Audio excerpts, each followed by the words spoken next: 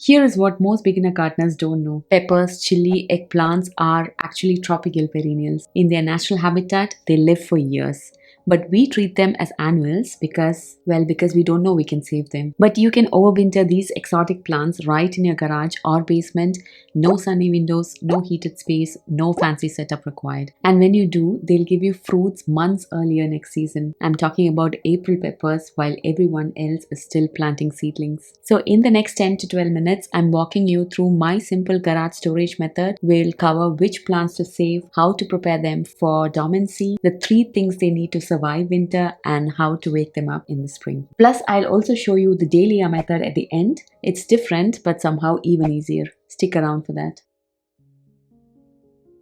I'm standing here in mid-November looking at my pepper and chili plants, and honestly I'm a little bit frustrated with myself. This year we had short summer than usual here in the south of Germany, and my harvest shows it. My pepper started producing late and gave me maybe less than half of what I got last year.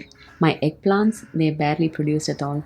A few fruits here and there, that's it. And now frost is coming and I'm about to lose all these plants. But here is what's really bothering me. If I had overwintered plants from last year, I could have had peppers easily in April. While everyone was still waiting for the seasons to start, I could have been already harvesting from established plants with deeper root system. I could have actually had a decent harvest this year too, despite the short summer. So this year I'm doing it differently. I'm saving the best plants and I'm going to show you exactly how to do the same thing, whether you're working with a raised bed like me, containers, or a small plot. Because here is what this really comes down to. Every pepper plant you buy costs around 4 to 5 euros, and if you just save 6 plants, then you save around 30 plus euros.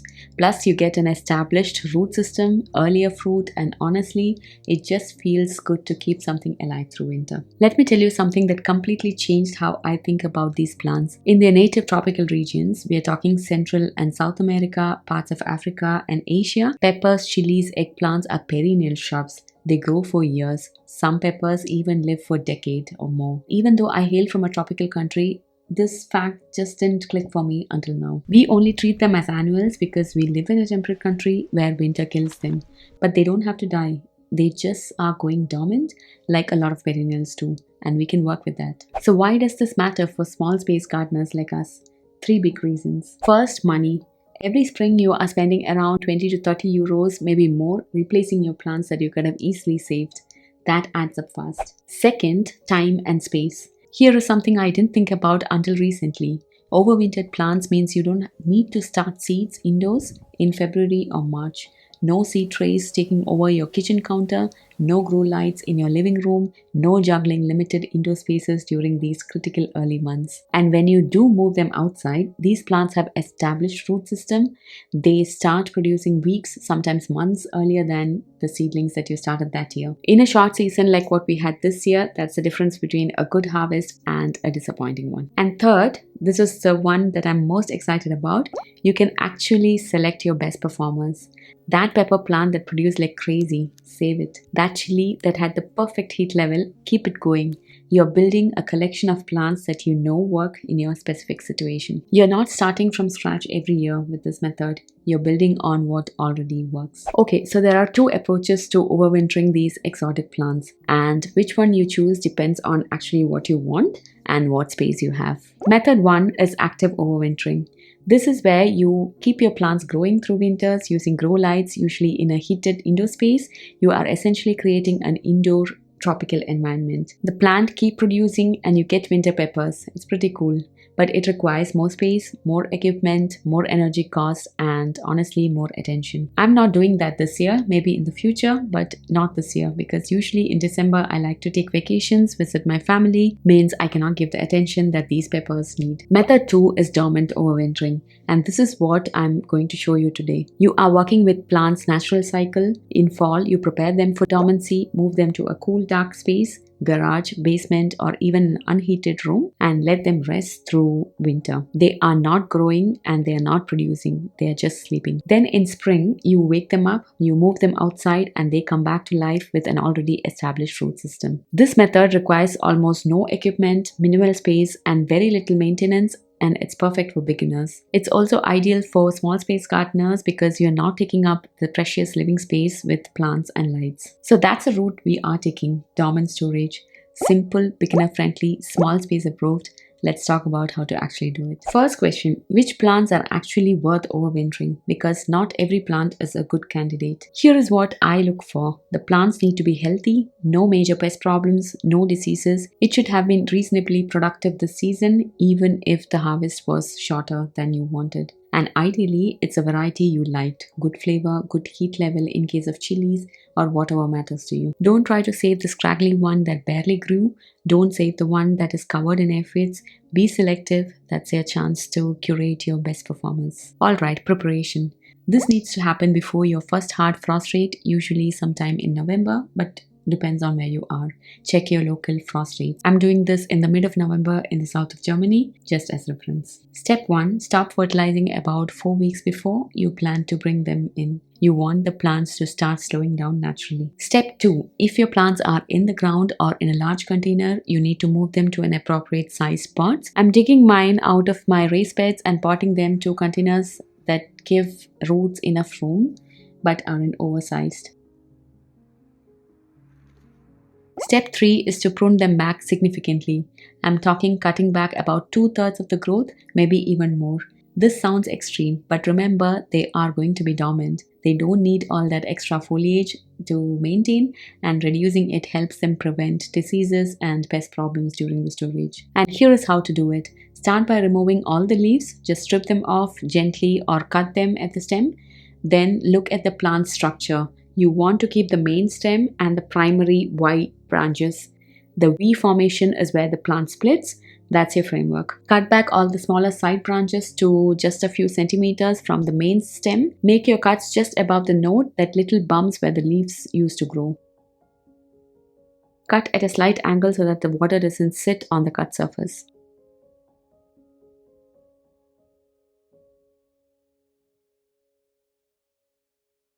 What you are left with should look pretty bare, almost like small woody skeleton, the main stem with those primary V-shaped branches and not much else. It might look sad, but that is exactly what you want. This structure will push out new growth vigorously when you wake them up in the spring. I'm using the same soil medium where it was growing. No need for new nutrient-rich soil. Water them if the soil feels dry. Let them adjust about a week or so before moving to the storage. Don't shock them with too many changes at once. Step 4, and this is something I learned that really helps, adding a layer of insulation on top of the soil.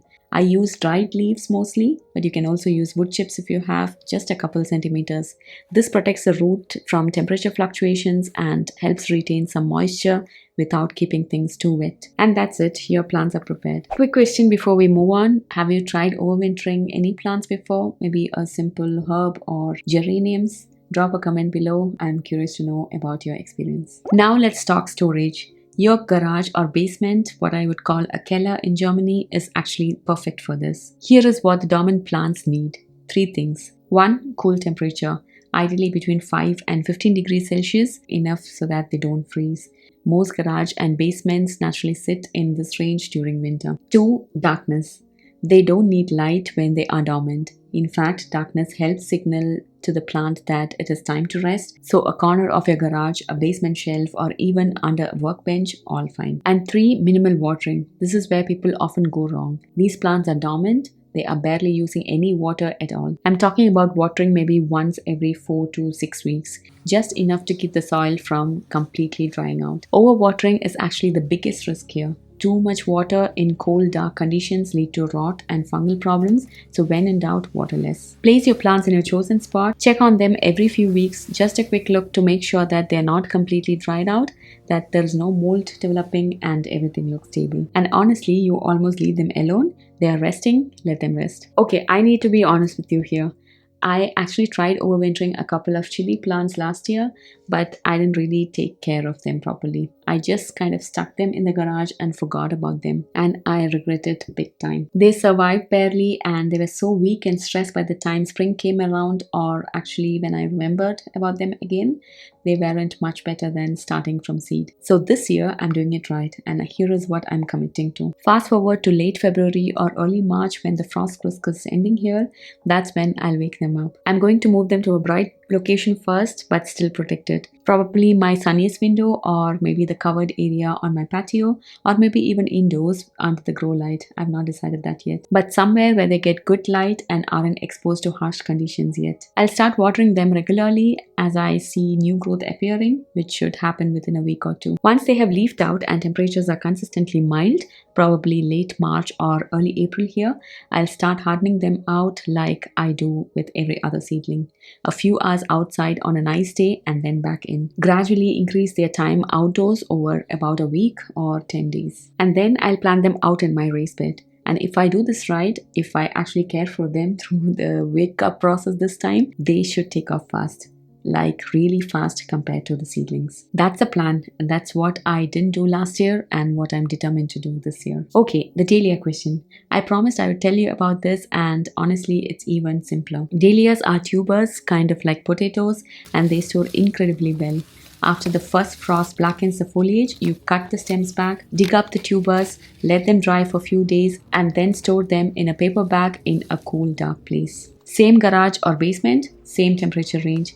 But you are not keeping a whole plant alive, just the tuber. It's almost foolproof. Come spring, you plant them out and they come back bigger and better than before.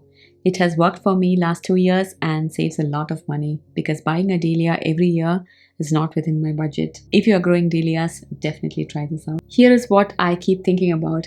Next spring, while everyone is scrolling through their seed catalog and waiting for the garden centers to stock the seedlings, I'm going to walk into my garage and see these plants already waking up. And by April, maybe even late March, if we get some warm days, I could be harvesting peppers, real peppers from established plants with deep root system. This year taught me something. In a short growing season, those extra weeks matter so much. Starting with an overwintered plant instead of seedling isn't just about saving money. It's about actually getting the harvest you want before the summer ends. Look, I know this might feel like an extra step that you don't need. You are tired at the end of the season. Your plants are dying anyway. It's so tempting to just clean everything up and start fresh next season. But this is one of the small things that really makes a big difference. You're not just saving plants, but you are giving options yourself next season. Early harvest, strong plants, more flexibility, and less money spent. You can do this even if you have never overwintered anything before, even in a small space, even with just a garage corner and a handful of plants. Let me quickly recap the key steps. 1. Select your healthiest, most productive plants before first frost. 2. Prune them back significantly, pot them up if needed, and add insulation to the soil surface. 3. Store them in a cool, dark space in your garage or basement, temperatures between 5 to 15 degrees Celsius.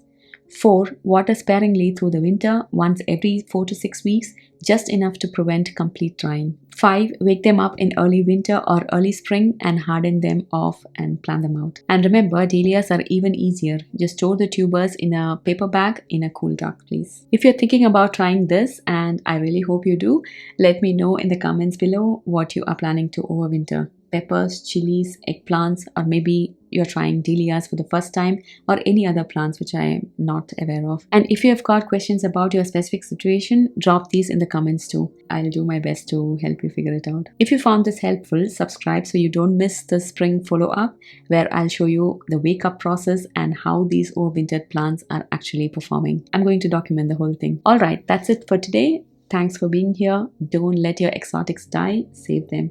And I'll see you in the next one. Happy gardening.